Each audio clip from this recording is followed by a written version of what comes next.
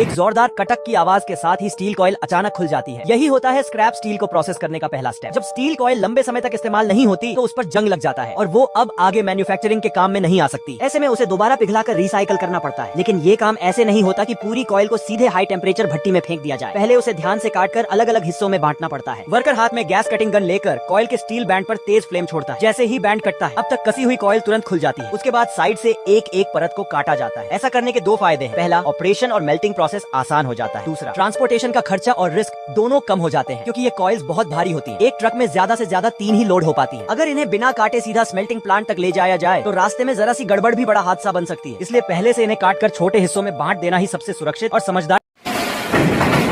एक जोरदार कटक की आवाज के साथ ही स्टील कॉइल अचानक खुल जाती है। यही होता है स्क्रैप स्टील को प्रोसेस करने का पहला स्टेप। जब स्टील कॉइल लंबे समय तक इस्तेमाल नहीं होती तो उस पर जंग लग जाता है और वो अब आगे मैन्युफैक्चरिंग के काम में नहीं आ सकती।